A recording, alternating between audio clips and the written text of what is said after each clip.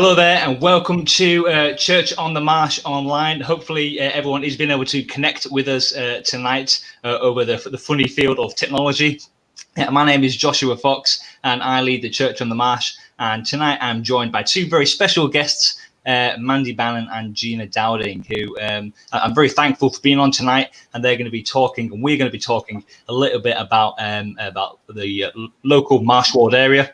Kind of local issues, politics, and the effects of kind of COVID-19 coronavirus on lots of different things. So make sure that you can be sharing and commenting as you're watching it. You can ask questions and join in the discussion. If you've got a particular question or comment for Gina or Mandy throughout the discussion, feel free to comment in, and we will do our best to pick those up. But as well, maybe you can share this stream and just allow others to participate in the discussion and to watch along as well. So you can maybe share it on your personal feed, on social media, or in a community group or something like that. So good evening, Mandy and Gina, and so thank you for joining me tonight. Good evening, nice to be here. Thank you for having us. Fantastic. Well, it's great to have you on. So to start, it'd be great if you guys can maybe introduce yourselves a little bit, tell us a little bit about who you are, kind of the area where you live and that you're based, and the role that you fulfill as kind of like the councillor in the local area. So Mandy, do you want to go first? Okay, yes, that's fine. So I've only been a councillor for just over a year. And it's been, as they say, a roller coaster because lots has happened, obviously, in that year. But I live in Marsh Ward, the southern part of it. I've lived in Lancaster. Well, I've lived in this ward for 23 years, and I've lived in Lancaster for over 30 years now. So I love the city. I like being this side of town. Lots going on. Yeah, that's it for now. I live here with my husband, and I have a grown-up son who's still at university, a perpetual student. Great. Okay, fantastic. Thanks, Mandy. And how about yourself, Gina? Yeah, so I've lived in Lancaster for 35 years or more. I came here to do a postgrad course at the university, fell in love with Lancaster and have stayed. And I also have my family here now. I've got two sons, young men now. They are at home for the lockdown. So I've actually was elected 21 years ago to the city council for the first time, and I did 8 years as a city councillor. I then had a break because my parents moved up to Lancaster and they needed quite a bit of looking after. Although I think during that time lots of people didn't realise I wasn't a councillor, so I still had a lot of contact with people. And then I was elected to the county council 7 years ago. So, okay. But last year I got re-elected to the city council. So, yeah. So basically, I feel as though I've been heavily involved in representing this part of town on either the city or the county for a long, 2 decades really. And in that time, there's been the wards have been called different things. So I started off in Castle Ward, which was actually included the Marsh at that time. Yeah, I believe so, yeah. And then we had a Duke's Ward because I lived on Portland Street, actually just at the, my house looked onto the back of the church on Queen Street. And that was called Duke's Ward for a while, and then it split. And so we've got Castle Ward and Marsh Ward. So I live actually facing the canal now, which is officially Castle Ward. But I feel as though it's really surprising if anybody mentions to me a street name and I don't know where it is, then I feel as though I'm letting myself down, because I feel as though I know every single road now on this side of town. Yeah, that's right. Yeah. Well, I was quite unfamiliar with the whole distinction between Castle Ward and Marsh Ward, and I think Mandy kind of clarified it for me in an email. It's saying, it used to all be Castle, but then it kind of be split. So that's really interesting because, for a normal person like me, I wouldn't know. And the other thing that lots of people don't realise is when you represent the area on the county council, the area is called a division, and it's a bigger area, so it's made up of 2 or 3 wards or 2.5 wards. So actually, on the county council, my division also includes Cockerham and Glasson Dock, so a little bit of rural areas with parish councils in it. Right. So, okay. Yeah. But you know, so for most people, what does it really matter where you represent? If you represent your local area, that's what matters. And you know, on both councils, somehow you're going to find who's responsible for what somehow or another. Yeah, no, definitely. Yeah, well, thank you. Well, thank you both for joining me tonight. It'd be good to talk about different kind of local issues, and especially the reason why we're doing some of these interviews, which is what should I said at the start during my introduction, was that I guess just during lockdown, we just wanted to kind of help the community, you know, bring some of community cohesion together, and just to help people like get to know each other better, to know who different people and services are in the local area.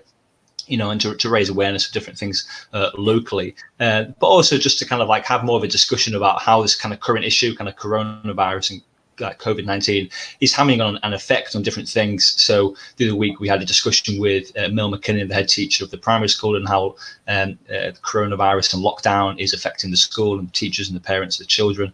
And so it'd be good to know how some of that is affecting you know, kind of things locally, and you know, larger locally on like a city and a county level as well.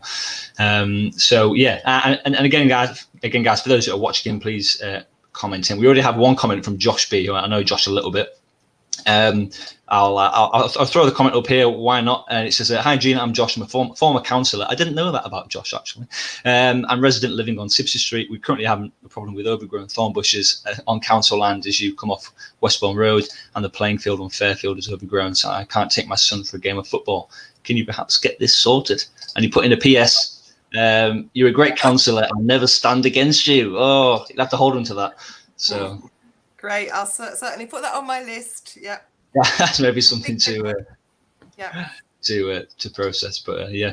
Okay, well, Mandy, like we can start by asking you a few questions first. So what was your journey to becoming like a Marsh Ward councillor? So you say, you know, your first year, kind of how did you kind of, you know, go about kind of doing that? You know, we just like a normal person beforehand, and we still are a normal person, you know, and how did you get into doing that? Very good question. Well, I'd always been impressed by what the local Greens were doing in my area. I've been involved with Fairfield Association, which manages 50 acres of nature reserve. I'm sure you're familiar with it. And as a result of that, and also campaigning to get a local footpath opened, I'd had a lot of dealings with John Barry, who was the former Green councillor, mine and Gina's sort of predecessor. And I just wanted really to carry on all the excellent work that John and Gina and Rebecca had been doing over the years. I just, because John had been a councillor for 20 years and had got so much done in the community, it was just like, well, if you know, and I was asked, would you like to stand? I probably wouldn't have considered it unless I'd been asked. But yeah. I thought actually it would be quite interesting to build on campaigning work I'd done around getting the footpath opened, and also with Freeman's Wood. I've been a lot involved in that. So it was building on that really. And I just thought, oh, well, I'm not going to know what it's like unless I actually do it. So why not, really? So yeah, well, that's awesome. So in some ways, you were kind of just like inspired by other kind of great councillors, and just encouraged to why not carry on the work yourself, which is really awesome. You know, and I guess we'd want to see more people kind of doing that and kind of taking on that kind of attitude. So yeah, I thought that's really cool. Okay, so what do you think are some of the kind of the great bits about kind of Marsh Ward? You know, what do you like about the area that you live in and work for? Well, I love the natural environment. We're blessed. We've got the river estuary and the wonderful cycle route to Grass and Dock. We've got Freeman's Wood, which we have fought hard to get. We've only really just secured town green status for it, which means it's protected from development. And that's been a long, hard campaign, so I'm really committed to that. We've got Freeman's Pools opposite it.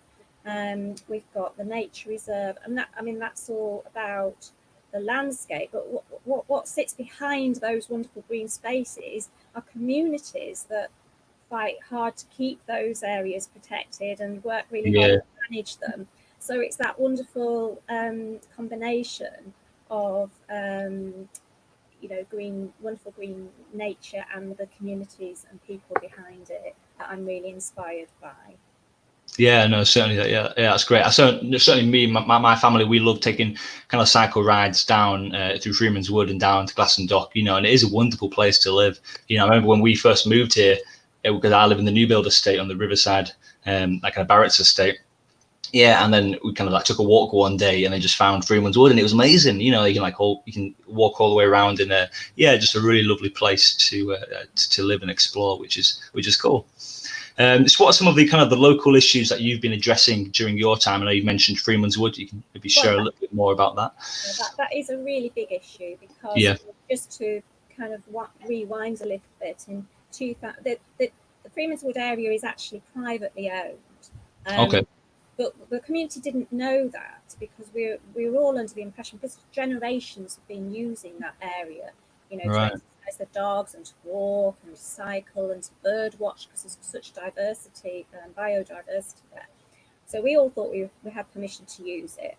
But in 2012, the spiky fence was put around it, and that was a way of the landowner saying, actually, you've got to keep out now. And within a few years, they put in a planning application to build 250 houses on that site.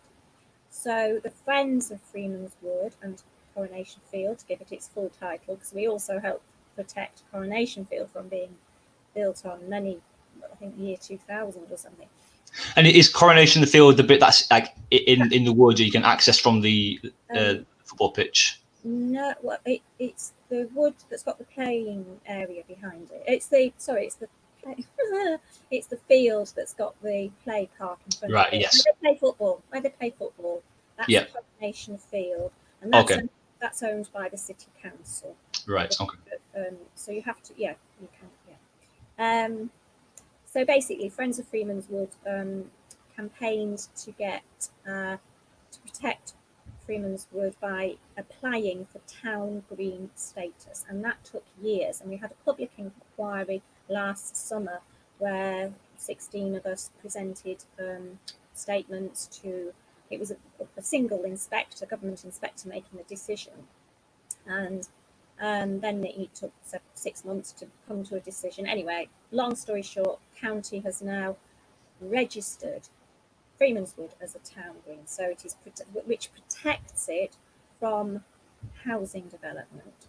Right. So that's been a really long campaign, and spearheaded by John Barry, I have to say, former Councillor John Barry and former Councillor Emily Heath, and they're still involved in it, and we're still working hard to continue protecting it, because there's even been some removal of trees in the last few weeks as a result of the neighbouring industrial site. Right. Okay.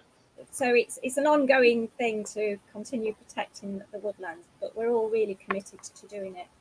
Fantastic. Yeah. And we raise the community again. It's about people coming together, isn't it?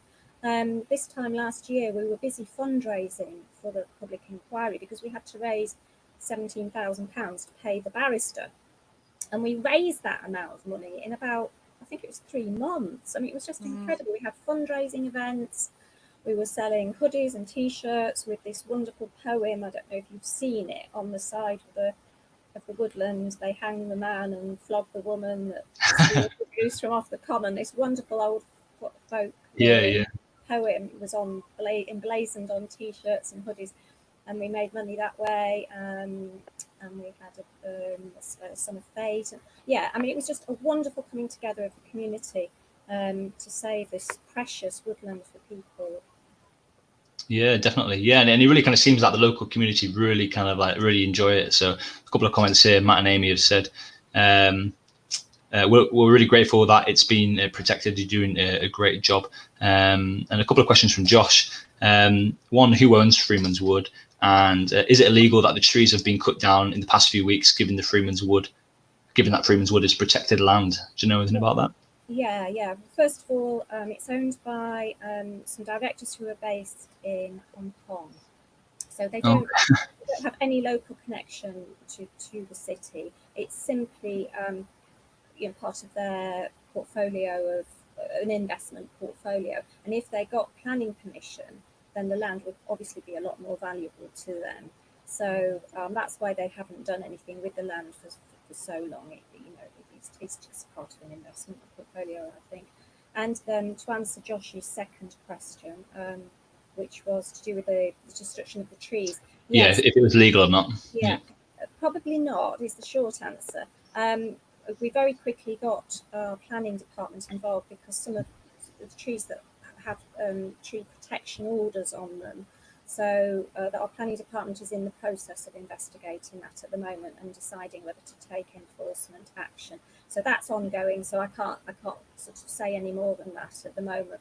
But as soon as I found out, I was able to contact planning, and they were down there fairly swiftly, and taking photographs. And we're still monitoring the situation because they're putting there's this temporary barrier there at the moment, which they're going to replace with a permanent barrier. And we want to make sure, when I say we, I mean the Friends of Freeman's Wood, we want to make sure that boundary is in the right place. So, we have to keep our eye on the ball all the time, really, with Freeman's Wood. And there's a really useful Facebook page where people post things, and that's really valuable to us. And we have 250 members of Friends of Freeman's Wood that we email when there's news happening. Great. Yeah, well, it sounds like you're really fighting hard for that, and which is great, and it's good to see land like that, which is used so much by the community, kind of protected and fought for, for better purposes than just housing. I mean, housing is important in its own in another sense, isn't it? But if it's everywhere, then we can't be enjoying these spaces. A comment from Amy said, Emily Heath was one of my environmental science lecturers, and she was great. so there we go. And a quick question from Lee, who's asking, what about the end of Loom Road onto New Quay Road? Can we please resurface? Have you two had much feedback about that? I mean, I obviously live here and I know the pains. Coming on that, because the road surface is a county council responsibility, and I can't tell you how many times I have emailed and appealed for that stretch, that bit to be done. We're talking about a very small stretch of resurfacing just as Loon Road comes into New Quay Road. That's right. It's made to look even worse because we finally got the bit of New Quay Road resurfaced at the end of last year, which was actually the developer's responsibility, but they hadn't completed that, and so that's now lovely and smooth. Makes you want to go and roll around on it because it's so smooth. And then you've got that patch there. So the latest is that I'm assuming that the patching hasn't been done.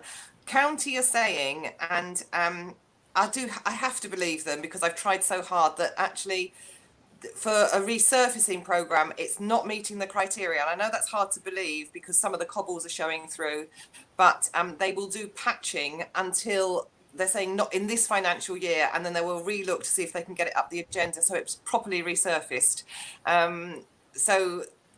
It doesn't seem to be a good use of resources to keep coming back and patching it, but there is an issue if you look at the county as a whole, and the floods and the weather has really damaged so many areas of road surface that there comes a point where you have to say, okay, you've been to see this, I've put in the strongest case I possibly can, and I'm going to take your word for it that you can't do any more to push this up the agenda right now. But I have really tried.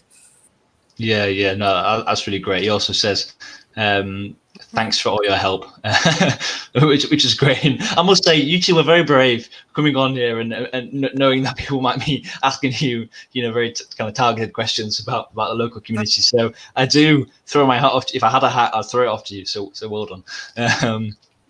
Very, very good. Yeah. And I know obviously patching isn't always a great job. Sometimes it's a bit more of a temporary measure, isn't it? So, yeah, it's only temporary. That's the thing. Yeah. So great. And Mandy, are there any other kind of local issues that you would maybe want to or like to look into, or know that are kind of on the radar? Anything like that, or is Freeman's Wood take the majority of your time and attention? There's loads and loads of different issues, really. I've got a wish list of things I want to improve in the area, but it doesn't always, it takes a long time. Just before lockdown, I'm very keen to get the Marsh Estate improved. For instance, there's a grotty little play area, but I really think it's important to involve the local community. So I was trying to kind of suggest that we get in other social housing estates in other parts of Lancaster, there are residents' associations, and there's a lot of support there from the council to get residents, whether they're tenants or homeowners, to get together, you know. And I think where that's been successful, it would be really good to replicate that in Marsh. So that's one thing on my wish list. But of course, with lockdown, that kind of put the kibosh on that. Other things, improving disabled access, the curbs. I mean, and again, this is a sort of county highways issue, but yeah, you know, if you're trying to get around on a wheelchair, or you know, parents with prams, you know, there are very few. What do you call them? Where the curbs go down. I've forgotten the Dropped name. curbs. Dropped curbs. Thank you. Yeah. What? Sorry. Yeah. Dropped curbs. Isn't it? Yeah, that's it. Yeah. Things like that. There's probably loads of other things. One of the things we talked about, Mandy, was we together is just the Marsh Community Centre does such a great job, and it would be so nice to try and you know, the funding streams for registered charities like that, as you all know, is kind of like, it's always just short term, and you know, you have to keep applying for bids. And we were saying it would be so nice to be able to get some stream of income, like on, you know, a steady stream of income. So we talked, do you remember, like last year when we were first elected, thinking maybe we should do an appeal to see if we can get, I don't know, 100 people in the ward to donate a small amount a month, you know, like that's a really good idea. As a sustainable income to just cover basics for the Marsh Community Centre.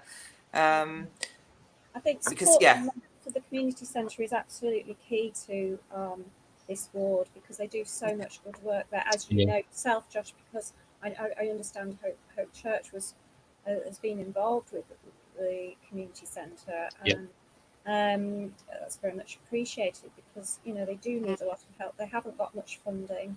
It's all on a shoestring. You know, that they don't have enough staff. That, you know, they could do so much more with more resources. So that is something I would like to help with them. And really, during the pandemic, you know, they've just sort of started making more deliveries to the families. You know, they have such close contact with families that need, you know, that extra bit of support and help. It's wonderful. So I would definitely want to do more to support what definitely.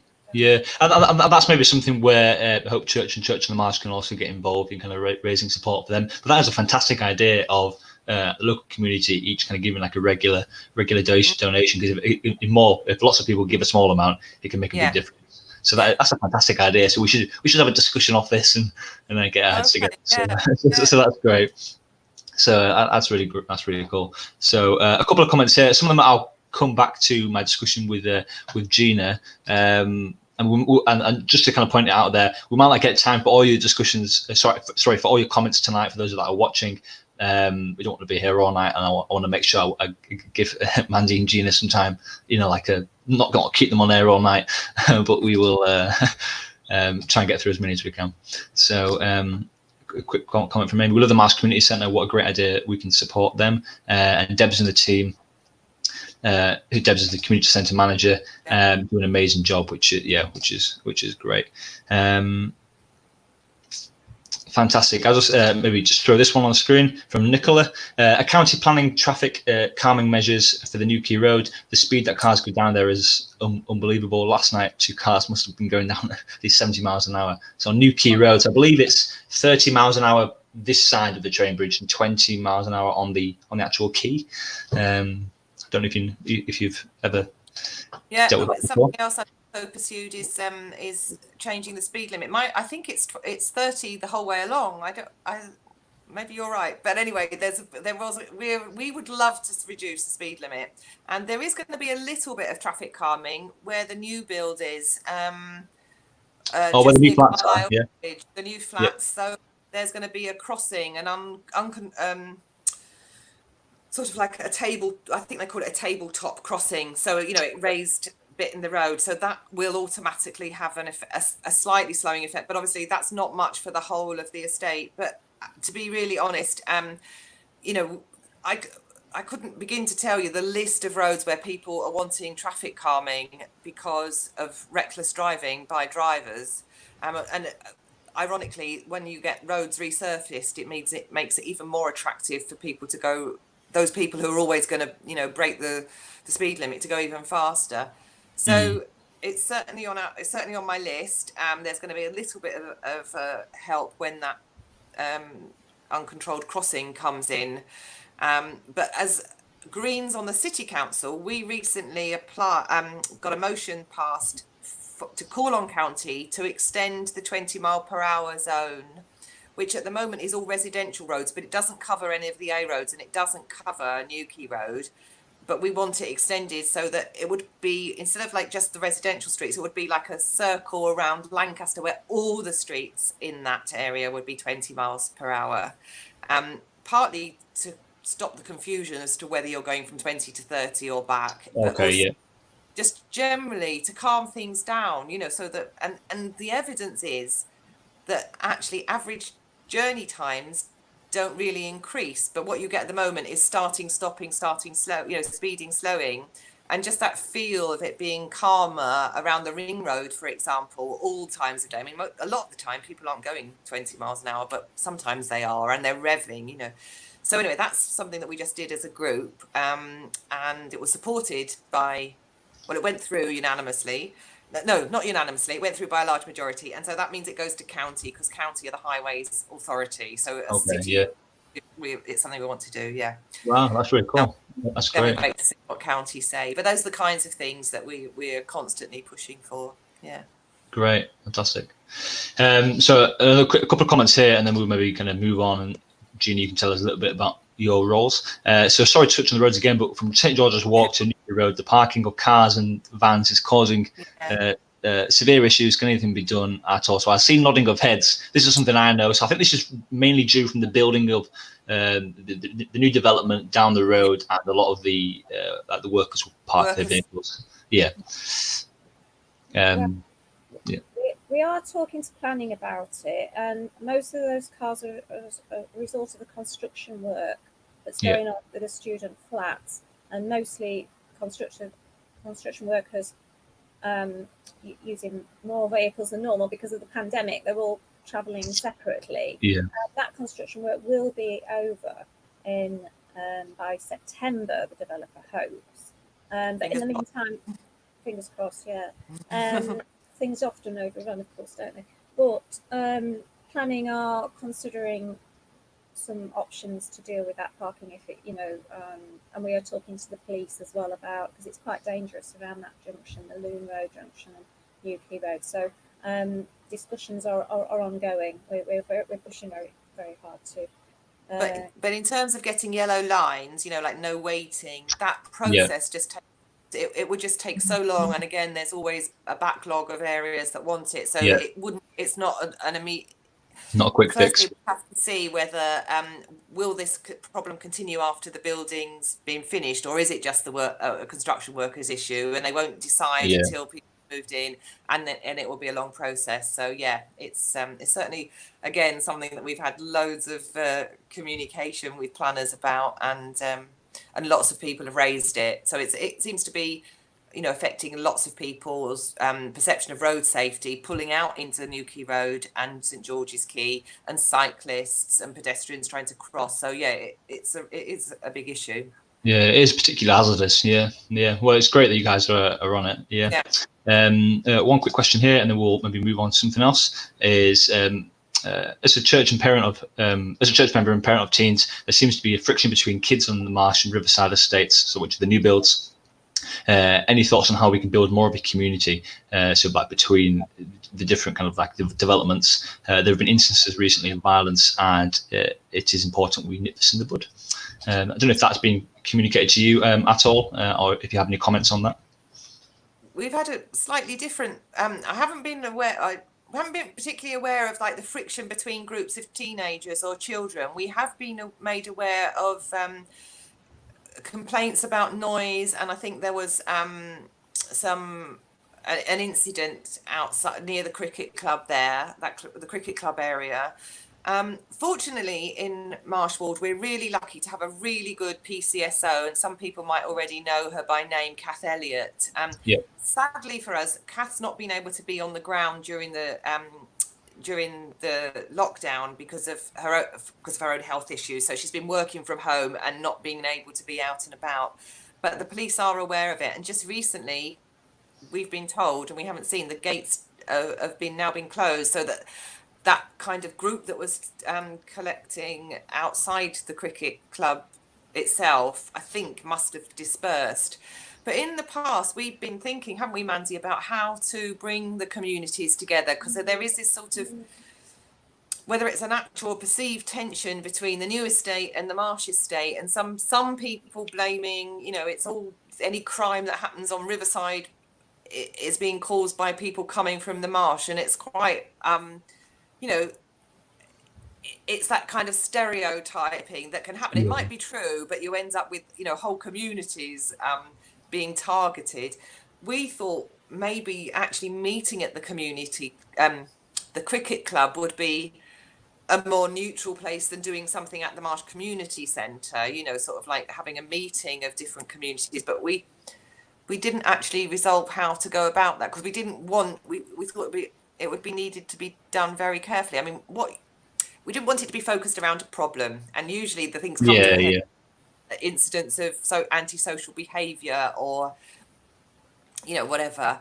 So I guess it would be more about having some kind of community event to bring people together for a positive reason in the first incident, and then seeing what happened from that. So it's something we could certainly think about. We've been mulling it over, and we haven't actually. Sorry, I forgot the name of the person that asked the question. Was it? I believe that was Jane.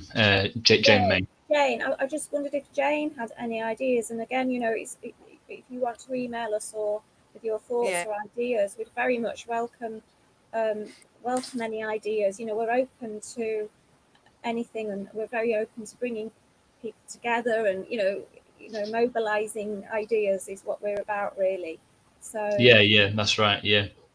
Yes, but I agree. Cricket club would be great with some football, tennis, cricket games, and again, maybe something that as a church and as a local church, we can maybe help support and encourage, because we really want to see like great community cohesion, and sometimes there can be some barriers, even just subconscious barriers between developments. Based on where people live, so just to kind of start to kind of blur those a little bit would be great, into to see more community support. Fantastic. Well, thank you everyone for your comments so far. Gina, would you like to share maybe a little bit about your role? So what was your journey to the role you fulfill now? Obviously, you started as a local councillor, and then maybe somewhere about how you became the role that you fulfill now, and maybe even part of your role as an MEP last year. Yeah. Whilst you do that, I'm just going to turn on the light in my room because it's quite dark. It feels like it's a long time ago now, but in a way, how did I really get to be a councillor?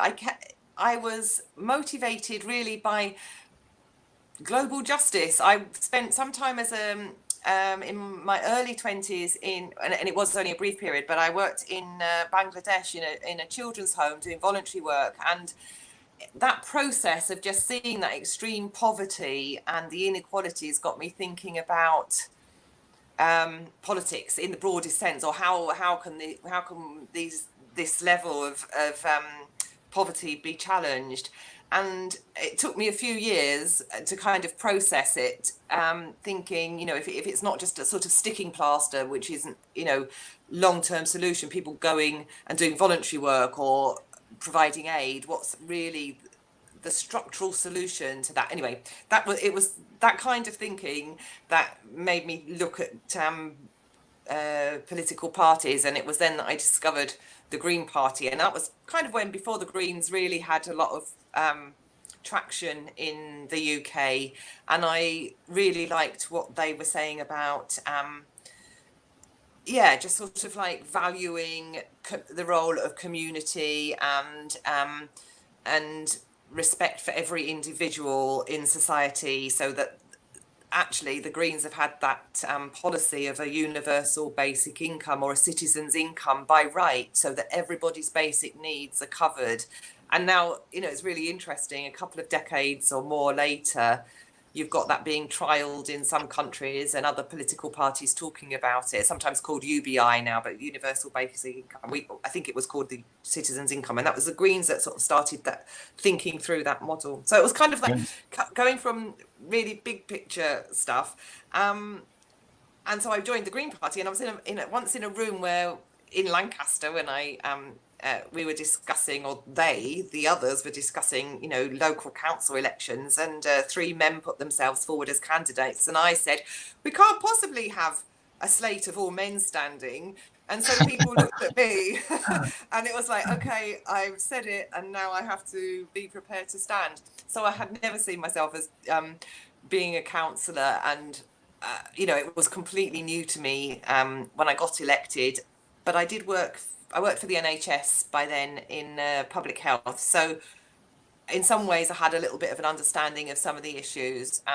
Although it's impossible to explain the role of being a councillor in a way. And you get this, you know, people look up to you as though you've kind of got this masses of experience, but you just really have to learn as you go along. And a lot of it is, I think, a mixture of problem solving skills and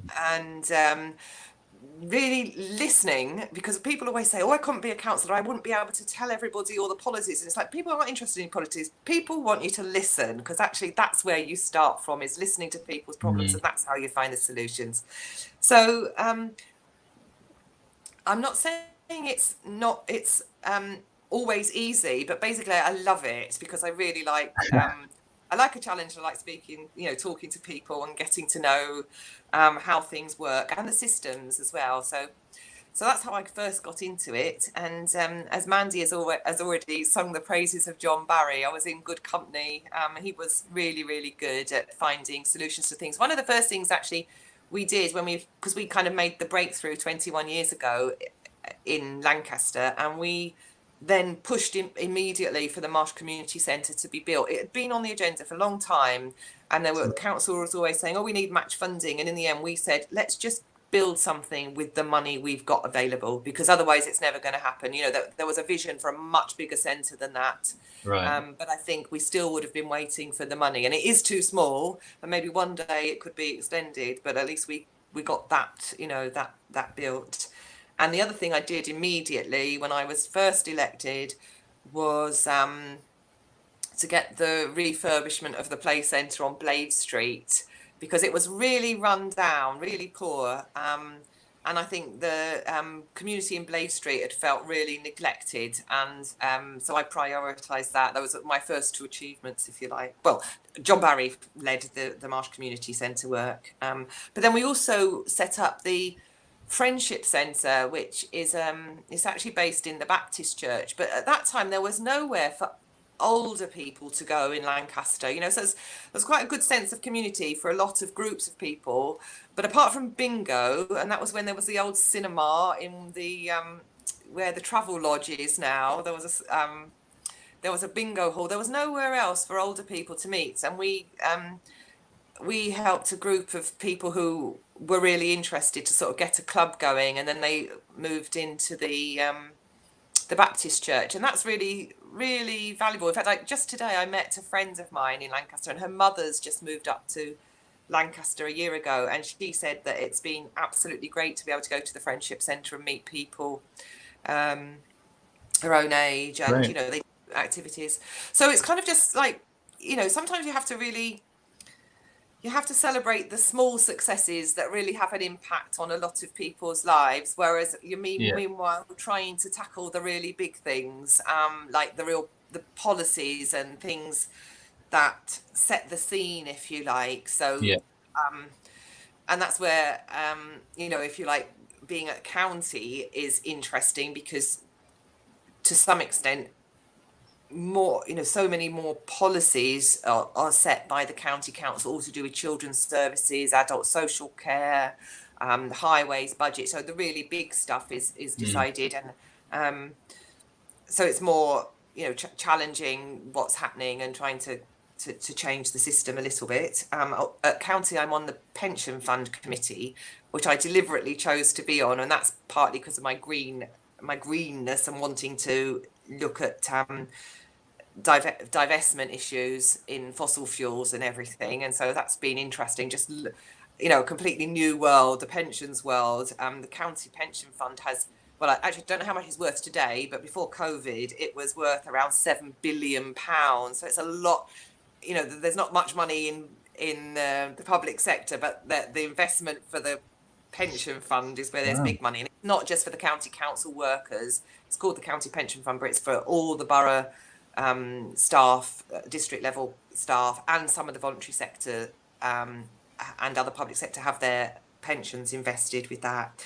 So that's interesting. And then I had that wonderful opportunity as an MEP just for 8 months, which was, if you like, really looking at big picture stuff. And, you know, whether you're for or against being in Europe, it was really interesting. And I feel it was a shame that it was really only after that focus on whether or not we were staying in Europe that there was a little bit of a light started to be shone on how the European Parliament works. But my experience was it's a good model of democracy, just the way it's set up. It's all about trying to reach consensus across all the political divide. You know, the building itself is a hemisphere, you know, not this sort of like opposing factions facing each other and arguing. And there's a lot of resources put in to try and get agreement on policies. And one of the things that was interesting, just in terms of the timing, was the Green New Deal, which, you know, as Greens we've been talking about for a decade or more. And then in Europe, they just in the autumn, they actually launched a European, what do they call it? The European Green Deal, which is really about investing to provide jobs, skills, training in areas that we need the work to be done to solve the climate crisis. So, you know, you're kind of like solving social problems and the climate and biodiversity crisis at the same time. And because I knew I was only going to be there for a small while, and you get resources as an MEP, I produced this report. Oh, wow. How can I get that online? Yes. The yeah, go the other way. It's not a mirror. It's not a mirror. Oh, okay. Yeah. Well, we can see it. If it was mirror, we wouldn't be able to read the text, but we can read it. So it says the Green New Deal in the Northwest. Fantastic. So basically what we did, and it's been quite nice because I actually presented this to the City Council Alliance group of councillors last week. It's, you know, it's not seen as party political now because everybody's talking about the Green New Deal, and we basically did some research to sort of say in what areas we could actually see growth in jobs in the right sectors, you know, in renewable energy sectors, what things have to stop, how you can support business, what needs to be done to actually get a much better sustainable transport system in place. Anyway, so I can send you a link to that if you're interested. But that was nice to be able to do the kind of European stuff. And I was on 3 committees, and, you know, it was all very high level, but also produce a document to show how this would work in our region in the UK, with practical policies to actually change the way things are done. And it's kind of interesting that since we've had the pandemic, I mean, obviously there's been a crisis and lots of very bad things, but there has been good things to come out of the crisis. And now, in terms of like what we do next, I think we do have an opportunity to look at how we come out of this and what things we prioritise in a recovery. And you know, some of us are pressing to actually look to introduce some of these kind of greener policies, so that we don't carry on you know, we know that we don't want people to be unemployed, but we don't want to be financially supporting those industries that haven't got a future anyway, because they're not going, they you know, they're not part of a zero carbon economy. So how do we encourage diversification and encourage better support for the sectors that we're going to need, that meet our needs? Yeah, so that's my journey. But just to go back to, you know, like the COVID crisis, and I just, before we forget, you know, Mandy and I were just saying how we feel one of the benefits has been that sense of community and people coming together, and Hope Church have been really key to that in Lancaster, not just in Marsh Ward, but, you know, the work of bringing together volunteers has been tremendous and really appreciated and valued. And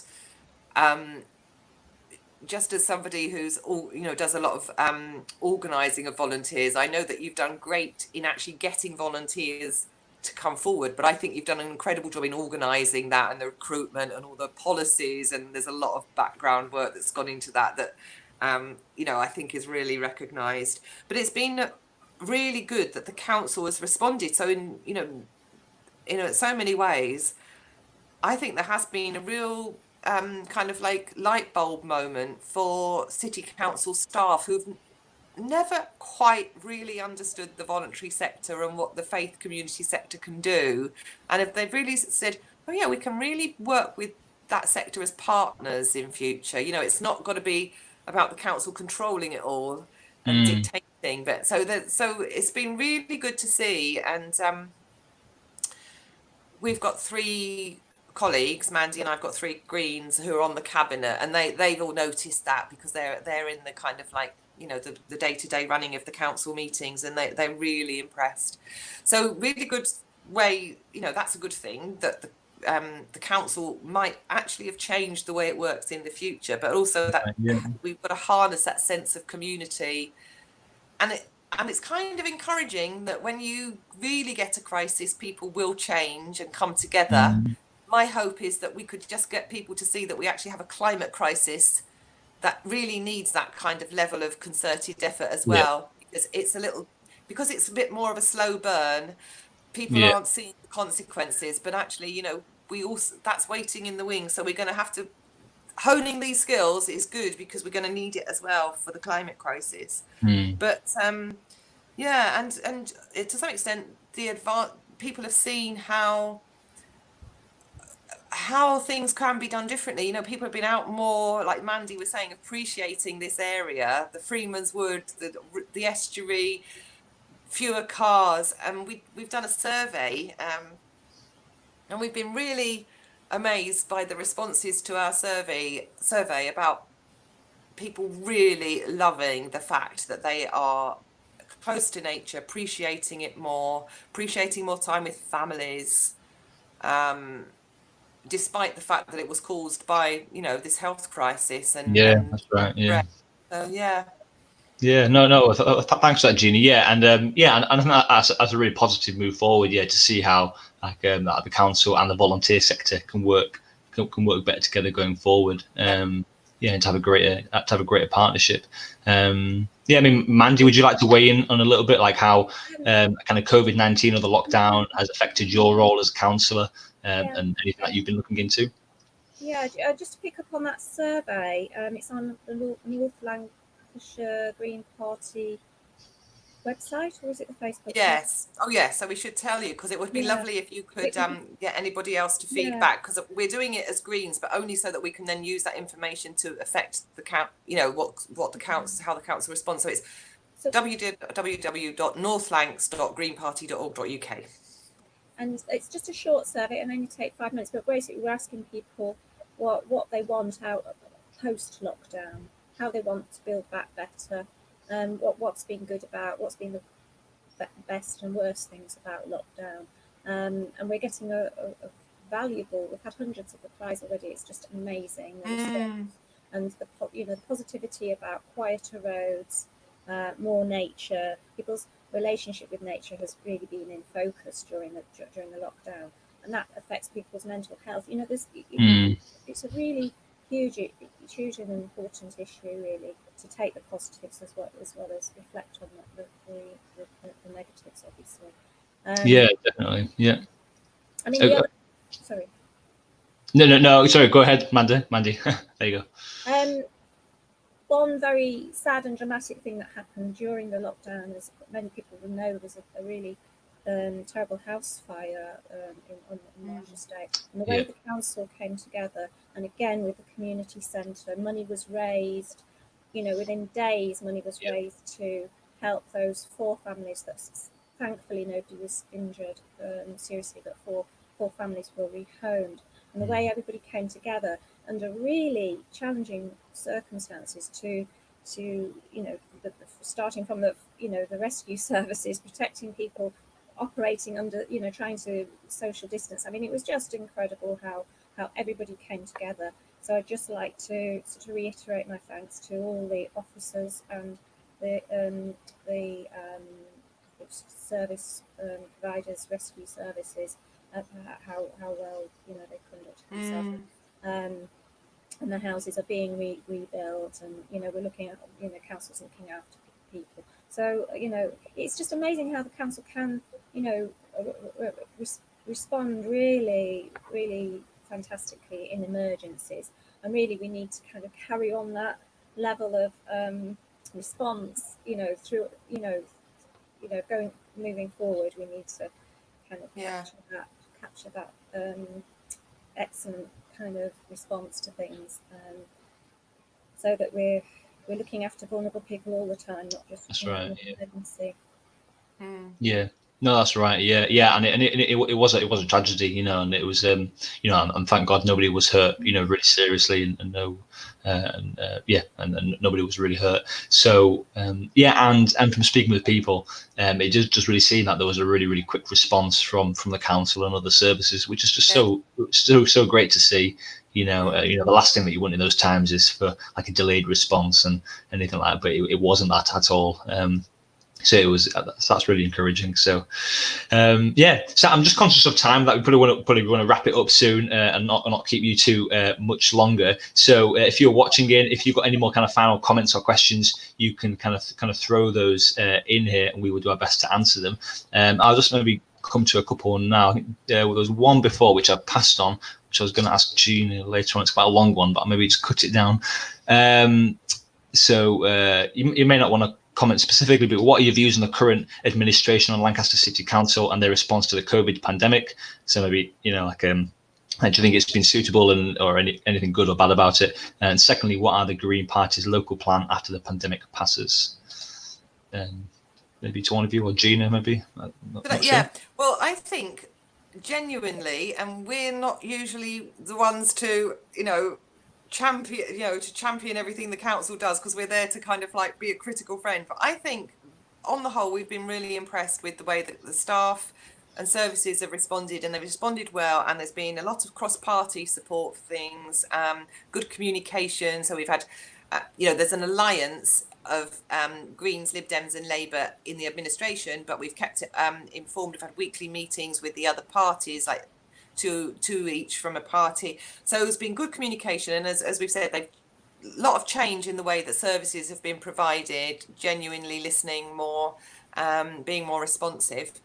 And the other bit was about the Green Party. Well, partly we're doing this survey because we want to know what people are saying, what kinds of things that they think we should prioritise. But I mean, people know we are about long-term trying to decarbonise our economy, and at the same time make things more equal and better for across the board for people. So one of the things that there's been changing, there's been some pop-up cycle lanes, haven't always been totally done in the right way, but we'd like to see more of that kind of safer travel initiatives, so that people can do active travel easier, more safely, and generally, more home working, which has been, that's amazing. There've been plans at the county council to move to home working, and they imagined it would take 3 years to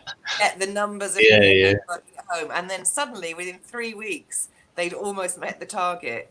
So not ideal for everybody, but it just shows how quickly organisations can adapt, and a lot of people have appreciated that. So we won't ever go back to that amount of commuting travel for county council staff. It's absolutely clear. There'll be more flexibility, better ways of working for a lot of people. So we're going to be listening to that survey, but I know time's tight. We need to go as well, but there is a really big thing coming up, which is the local plan for the district, which is all about new housing numbers, and we're very concerned. We've been challenging this for years, but the government's very, very keen on building its way out of regenerating the economy by building, and we know we need some new housing, but the numbers that they're planning for Lancaster is just really massive, and we feel as though it's in effect urban sprawl. It's not really going to provide for the needs of the local population, and it tends to mean that developers, when there's those numbers of housing, they get their way in where they want to build and how they want to build, and it's not high enough standards. So that's our kind of next battle anyway, and that was coming. We knew that was coming. Great. Okay. Yeah, no, good to hear. Okay, final question, and then I'll ask a final question myself, just to kind of close off on. I know this is a huge issue all over Lancaster, but could areas have the grass cut and the areas weeded? Soon cyclists will need a tractor from Lee. I'll have a go at answering this. So there's three sort of different elements. First of all, because of lockdown, a lot of the maintenance staff were redeployed to help do things like deliver. We delivered 12,000 food parcels a week. I mean, and it was a huge effort to focus on most vulnerable in the district. So maintenance had to be sort of put on hold. So the only areas I think that were mown were recreation fields, like Coronation Field, for instance, and just the minimum, really. So that was a temporary thing. So over time, that will, as stuff comes back into the fold, that will be addressed. But we have there's also been the councillors introduced, I'll call it a ban on glyphosate, which you may or may not know about. It's a very toxic chemical that's not really good for humans to be using or being exposed to. So they are investigating alternative methods of keeping the weeds down, let's say on the pavements where it could be a health and safety issue. So that will be addressed by alternative methods. And the third thing that hasn't happened, that was in the process of being developed, but lockdown interrupted it, is the council is compiling a grasslands management policy, which will look at keeping some areas, not all grassland areas, but some areas as like pollinator patches that will help increase biodiversity. So obviously, as Greens, we would applaud that, but we're very conscious that at the moment it's a very weedy time of the year, and there are areas that do need addressing. But the main problem has been the redeployment of staff, so it won't be like this forever, and the council will be, as I say, producing this grasslands management policy in the next few months, I would imagine. So I hope that answers your question. Great. Fantastic. Yeah, no, thanks for that. And I think Lee's just commented, thank you, Mandy. Great to know of such a policy, which is good to hear about. So great. Well, thank you. I think that's probably about time. So I just a final question from me is that one of the kind of the slogans that have been bandied around, I think Mandy mentioned this before, is the whole idea of build back better. So that as kind of society is kind of like a quietened down, so to speak, during lockdown, is that we want to build back better with better values, that we don't always want to go back to everything as it was pre-lockdown. So maybe just quickly, could you each maybe just give a point of how specifically would you like society to build back better after lockdown? What what's maybe the main thing that you would want to see changing as a society or as a city of Lancaster or something like that. It's like a final question. So maybe Mandy first. Oh gosh, that's such a big question. I think we need to decarbonise. We need to be less reliant on motor cars. We gain so much more by cycling and walking everywhere. It enhances our lives. It improves our health. It's better for the environment. And it refocuses our relationship with nature, which I think is a really important to our mental and spiritual health. Great. Okay. Yeah. No, great idea. Gina? Even Mandy's mentioned the sort of environmental side. I think I would really like to see some lasting recognition of the care sector and those who are working in low-paid work across the board. I think that we really have to do something to reduce the inequalities between the level, the differential, the pay differentials between those at the bottom end of the pay scale and those at the top. And my parents were in a care homes for over 12 months. This is a while ago now, but just knowing how hard, even in normal circumstances, the care sector staff work, and on really low pay. And I hope that there's a lasting legacy, because there's been a lot of recognition, but so far there's not a lot of talk about changing working conditions and pay for that sector. So that kind of recognition of the work that really matters and valuing it accordingly. No, that's a great point. Yeah, no, that's a great point. I mean, it's great that the nation's been clapping for them, every Thursday. But like we need more than claps, and we need more recognition and more, and more action, don't we, in those areas as well. So yeah, great points. Fantastic. Well, I think we'll round it up there. And just to finish, obviously I'm a person of faith. I'm a Christian. If it's all right, I'd just like to pray for you both quickly, and then we can round off the discussion if that's okay. So I'll quickly pray for you, and then we'll finish. So, yeah, dear God, I thank you for Gina and Mandy. I thank you that you've provided two fantastic women, God, who are passionate for their area, Lord. And I pray that you just give them wisdom and patience and favour in their roles, that you'll help their plans succeed. That you might give them favour in the right places, that they might be a greater and greater support to the people and the communities that they serve, Lord. And I pray that we will build back better as a society with so many of the great values that we have opened our eyes to during lockdown. But I thank you for this time, and I just pray, Lord, for your blessing and favour on Gina and Mandy going forward in your name. Amen. Amen.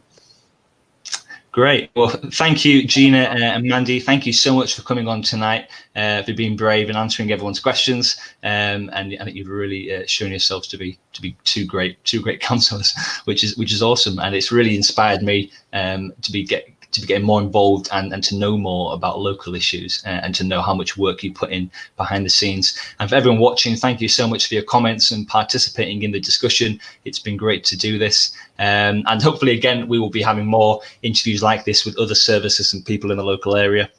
And if you've got any ideas or want to kind of like look at doing something yourself, then drop me a message on our Facebook page.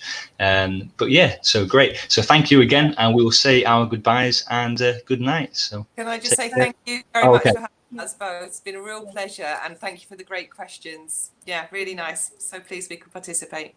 Thank you, Josh, and everybody else that asked questions. Thank you very much. All right, great. Good night, and take care. Good night. Thank you. Bye-bye.